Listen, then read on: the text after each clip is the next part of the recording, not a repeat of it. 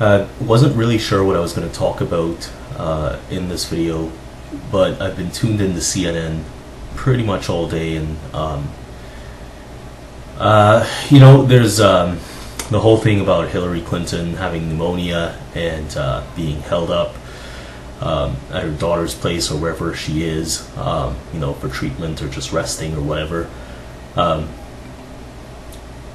And there's the whole thing about transparency, and and I think for Hillary especially, there's a lot of talk about what she's hiding, and she's forever hiding something. But I mean, I would say in the last 35 years, or at least maybe 20 years, you could say that pretty much everything about her life has been somewhat public. I mean, and through her husband's presidency, the Clintons in general, I would say, have been under a lot of scrutiny and have been in the public eye for a very, very long time.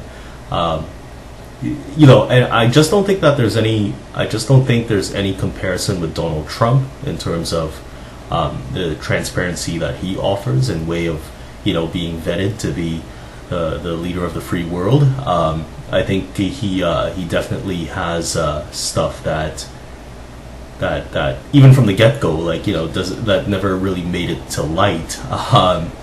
Even basic stuff like how much he's worth is somewhat of a dicey subject. I mean, we don't know. We just 10 billion seems like an exaggeration, right? And then his medical records. I mean, I know they're dealing with medical records that are a year old, so you can't really say much. A lot can change in terms of health in 1 year. So I mean, there's the pages that were basically kind of released of Hillary's medical record, and then the apparent 4 paragraphs released of Donald Trump's medical status. And I'm sure he's going to release more papers, etc. But I mean, what about his tax returns, etc., etc.? So I mean, it's all. I just think there's no comparison. And the real subject I wanted to kind of touch on was Hillary's half comment about half of Donald Trump's voters are basically xenophobes, homophobes, Islamophobes. I don't like using that word, Islamophobe. I think it's never really been applied to. Just by the way, it's never really been applied to me. But I can understand how people jump to the conclusion, that Islamophobe is something that exists much more than it actually does. Because any criticism, if you've been watching this blog or reading whatever or watching the things I post, you'll see that Islamophobia kind of is this umbrella term for just everything, but really, criticism of Islam gets conflated with basically bigotry or just pure racism or xenophobia. So these, when she said that half of all of Donald Trump's voters were those fit into those categories, I just don't. To begin with, I mean, nobody really touched on this, but she also put a disclaimer in there before she said the remark, right? She said that this is a gross overstatement or a gross generalization, but half of Donald Trump's, and so I mean, nobody actually officially pointed that out, but I mean that's part of the clip that's been playing on CNN, and to me, even in the word usage, to me it seemed like hyperbole. It just seemed like it to me, but I mean, listening to all the different commentators and what they have to say when it comes to the half comment, I don't know. I'm beginning to think it's more than half, really. One commentator, I forget his name, but he was saying that you're complicit. I mean, even if you're not xenophobic or racist or whatever, you're just complicit in voting for Donald Trump to be president or even being part of his campaign. So I mean, I thoroughly agree with that. So I just don't see what the big deal is. But Hillary, like my friend Andrew says, there's a narrative that the Clintons get held up to every single time, right? So they, she has to go through this whole rigmarole for some odd comment she made. But good for her for not taking the comment completely back and just kind of addressing the half thing, because she makes some sense. And I don't believe she is a candidate for president.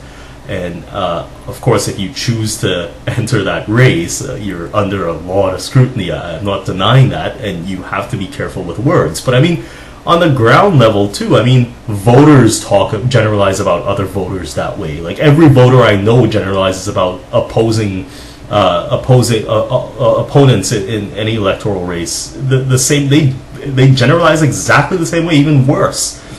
So I'm not saying that solves the issue of having political candidates or incumbents or whoever, or people that hold office is what I'm trying to say, saying things that are generalized. I'm saying that they should be more careful and should be even more adverse to making generalizations because they have constituencies to worry about and things like that, right? But essentially speaking, and really, if somebody just goes on like that, I mean, Trump is really a phenomenon in terms of just blatant weird crap and just becoming, the Republican candidate for presidency of the leader of the free world, basically, right? So I mean, it's so he is a phenomenon in that way. I haven't lived long enough, and I can't say that I've been involved in politics that long enough to say that I've never seen anything like Trump before. I'm sure the Cold War era must have yielded some pretty weird presidents. But I don't want to get into it. I don't know too much. So, but Trump, I would say, is in terms of hearing recollections of people who have lived through different presidencies or who know more than I do, seems to be a phenomenon in terms of just the stuff he can say and get away with, right?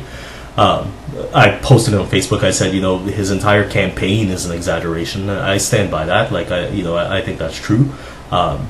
So yeah, and it kind of points on this. Something else that kind of started running on my head just a little bit was the whole thing about stupidity. Because you think half of Trump voters are stupid, blah blah blah, and stupidity is really something that's generalized as well in terms of how people use that word, right?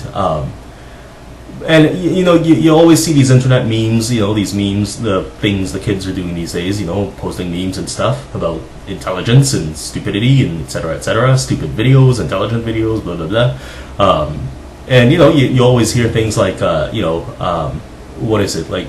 It's the intelligent people who don't make decisive conclusions, etc., and it's the stupid people that do. So you get this blurry understanding of what stupidity is. I mean, generally speaking, the more forgive the term hippie-ish way or way about going defining stupidity is basically saying everybody's intelligent.